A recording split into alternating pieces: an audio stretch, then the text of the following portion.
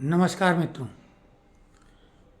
22 अप्रैल 2025 को पहलगाम में जो नृशंस हिंदुओं की हत्याएं की गईं, बर्बर तरीके से धर्म की पहचान करके कपड़े उतरवा के, उसके लिए शब्द किसी के पास नहीं है। लेकिन भारत का हर नागरिक गुस्से के साथ में उसका जोश इसलिए बढ़ा हुआ है कि वर्तमान सरकार पाकिस्तान को पूरी तरीके से इस स्थिति में ले आएगी। ऐसा विश्वास है कि वो किसी लायक नहीं रह जाएगी। आतंकवाद का समूल विनाश और पाकिस्तान के जो उसके अंदर जहर है वो पूरा निचोड़ लेगी ये सरकार, इतना भरोसा है। अब इंडिया अलायंस, जैसा हमने 22 तारीख की घटना थी, 23 को सुबह हमने एक वीडियो बना के बोला था कि अभी ये लोग चुप हैं, मौन हैं इंडिया अलायंस वाले, क्योंकि ये आस्तीन के सांप हैं और देश के सबसे बड़े दुश्मन ये हैं, बाहर वाले नहीं। पाकिस्तान भी इतना खतरनाक नहीं, क्योंकि जम्मू कश्मीर में भी भारत का हिस्सा है, तो वहाँ ही ये आतंकवादी लंबे समय से थे। वहाँ पूरे चप्पा चप्पा से वो वाकिफ हो गए थे और लोकल लोग भी मिले हुए थे, यानी हमारे आस्तीनों के सांप इसमें मिले हुए थे। कुछ घोड़े वाले और चरवाहे भी मिले हुए थे, यानी उनका नेटवर्क पूरा यहाँ सेट था।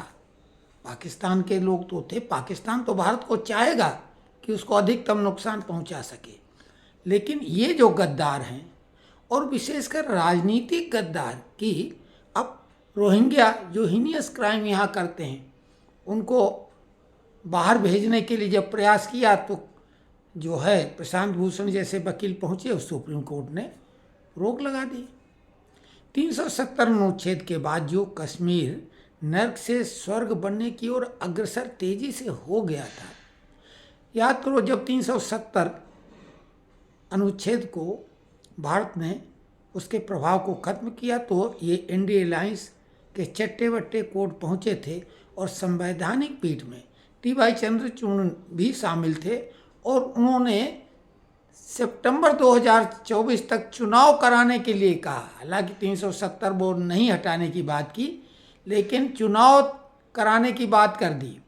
अरे भाई, चुनाव की स्थिति का आकलन तो चुनाव आयोग करता है कि जब चुनाव कराने लायक स्थिति होती है, लेकिन ज़बरदस्ती।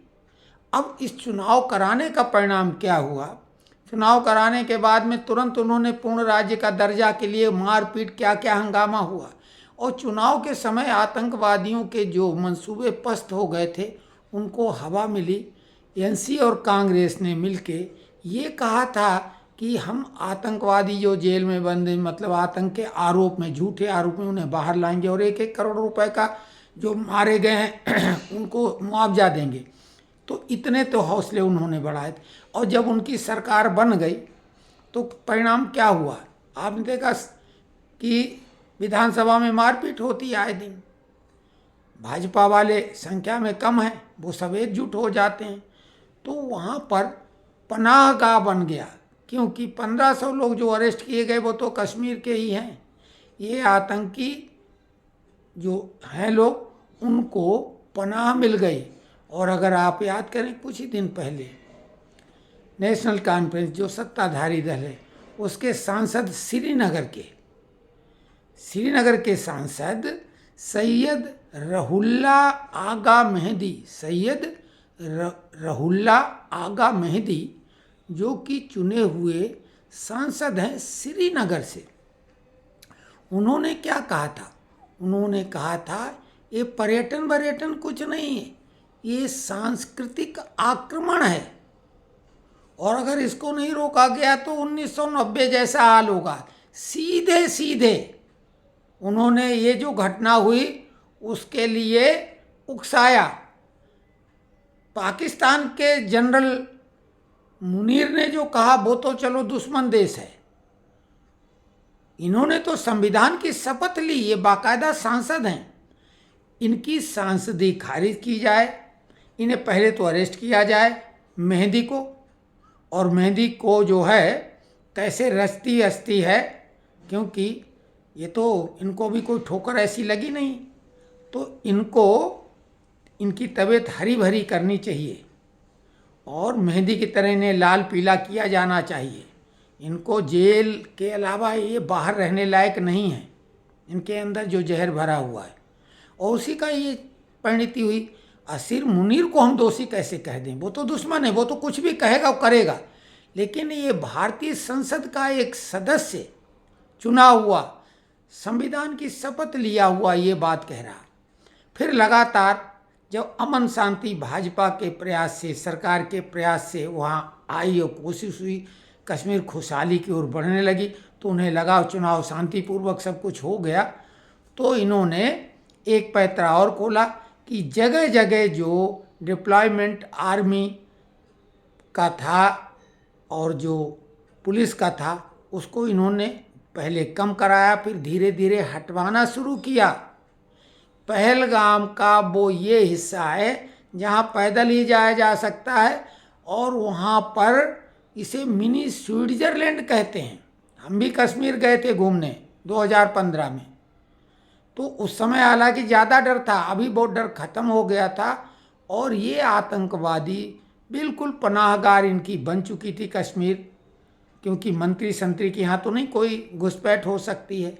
और सत्यपाल मलिक जिस समय राज्यपाल थे, उस समय जो सीआरपीएफ के जवानों पर हमला हुआ था, वो भी अब तो जाहिर है सत्यपाल मलिक जो अब भाषा बोल रहे हैं, तो ये जहर कोई एक दिन में तो नहीं तैयार हुआ, ये कैसे व्यक्ति रहे होंगे।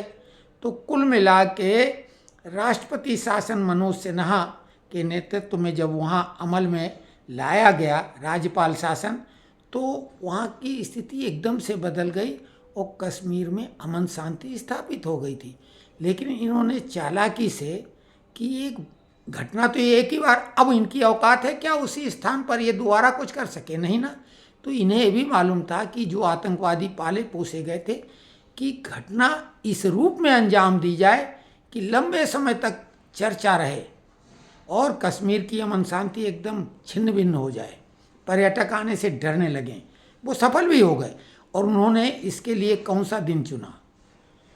वहाँ से सब जब फोर्स वोर्स हट गई, चप्पे चप्पे से वो आतंकवादी वाकिफ थे, लोकल भी उनके साथ लोग जुड़े हुए ही थे। तो जिस समय अमेरिका के राष्ट्रपति आए और इस बीच में जब उनको खबर लगी कि इसमें नेवी, विजिलेंस के अधिकारी भी शामिल हैं, और उन्होंने तभी वो हमला करने को चुना, क्योंकि हमला ये एक ही बार उस जगह कर सकते। अब इनके बाप में अगर औकात है, और जो कश्मीरी ये जो लोग बाहर से रंगे हुए हैं कि भेड़िए हैं लेकिन भेड़ की खाल ओढ़े हुए हैं, इनकी औकात अब क्या दोबारा उसी जगह पे कुछ कर पाने की है? हालांकि अब तो भारत सरकार इनको इस लायक छोड़ेगी भी नहीं, और ये तो अपनी बस खाल बचाने में लगे हुए अब हैं। लेकिन इस सांसद को, जो कि आग लगाने का जिम्मेदार, इनको मरवाने का जिम्मेदार, सीधे सीधे 1990 के हिंदुओं के संहार की बात उसने की थी, कश्मीरी पंडितों के संहार की, उसको तो बिल्कुल तत्काल उसको अरेस्ट किया जाना चाहिए। ये जोर शोर से मांग उठनी चाहिए। अब वो मगरमच्छी आंसू बहाएं, उसका कोई फर्क नहीं पड़ता। सैयद रहुल्ला आगा मेहंदी, तो इन मेहंदी को तो अच्छे से इनकी पिसाई होनी चाहिए, तभी पूरा रंग आएगा। तो ये है वास्तविकता। ये लोग बोल रहे हैं कि सिक्योरिटी फेलियर, सरकार ने भी अब खबरें आ रही हैं कि हाँ उन्होंने माना कि कहीं न कहीं चूक तो हुई। अरे चूक, इतना बड़ा एरिया है, और जो फोर्सेस को विड्रा करने की बात की गई, हटाने की, वो तो वहाँ से आर्मी को हटाने की बात कर रहे हैं।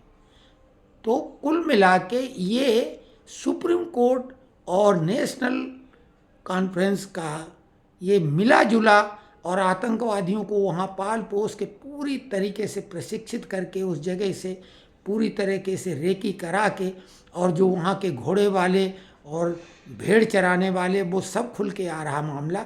लेकिन हमने कहा था कि नाम अगर हिंदू है तो वो नहीं छोड़ेंगे, और वही हुआ, क्योंकि एक क्रिश्चियन थे लेकिन नाम हिंदू जैसा था, और उन्होंने बताया कि हम क्रिश्चियन, फिर भी मार दिया। हालांकि सिख भी होता तो मार देते, इससे पहले मार चुके हैं 40 सिखों को। तो कुल मिला के जो योगी जी ने बोला था, एक रहोगे तो नेक रहोगे और बटोगे तो कटोगे, लेकिन अखिलेश पीडीए बना के समाज को डंके की चोट पे बांट रहे हैं। ओवैसी केवल मुसलमानों की बात कर रहे हैं, और जितने इंडिया अलायंस के लोग हैं केवल और केवल मुसलमान उन्हें दिखते हैं, उनके हित दिखते हैं, और उनके बड़े से बड़े जघन्य अपराध को भी ढकने का, लीपापोती करने का प्रयास निरंतर करते हैं। और अभी एक नए नए मुल्ला बने हैं, क्योंकि संसद में भी कहा गया और बार बार एक बात कही जाती कि नया मुल्ला प्याज ज़्यादा खाता है। उद्धव ठाकरे अभी बहुत प्याज खा रहे, और अपने सहयोगी संजय राउत की वजह से उन्होंने भी भाई उठपटांग बयान दिया। तेजस्वी ने जो बयान दिया वो तो चलो उम्मीद थी, लेकिन ये तो हिंदूवादी अपने को नेता अभी भी कहते हैं, और उन्होंने जिस तरह की भाषा इस्तेमाल की तो उससे क्या दुर्गति अब शिवसेना की हो चुकी है, और आगे अब क्या इनका होगा उस पर हम बाद में चर्चा करेंगे। लेकिन अभी बस इतना, क्योंकि मन भारी हो जाता है सब इस बारे में सोचने में और कहने में। लेकिन हमने कहा ये जो एक सवाल बार बार उठाया जाता है कि सिक्योरिटी फेलियर, अरे सिक्योरिटी हटवाई किसने? चुनाव करवा के भले उनके पास जो वर्तमान सरकार है उनके पास कहने को पुलिस नहीं, लेकिन दिल्ली में अरविंद केजरीवाल थे, कहने को उनके पास भी पुलिस नहीं थी, लेकिन उनकी एक सत्ताधारी दल की धमक और धमस तो रहती है ना, प्रशासन तो उन्हीं का होता है। तो उन्होंने धीरे धीरे अमन शांति के नाम पर, और जो पर्यटक हैं कि वो बहुत आराम से रहें, उन्हें कोई डर भय नहीं, उन्होंने वहाँ का, हम जब गए थे पहलगाम में 2015 में जून में, तो उस समय वहाँ पे फोर्स चप्पे चप्पे पर तैनात थी। लेकिन अभी वहाँ फोर्स किसने हटवाई? सेंट्रल गवर्नमेंट ने इन्हीं के आग्रह पर हटवाई।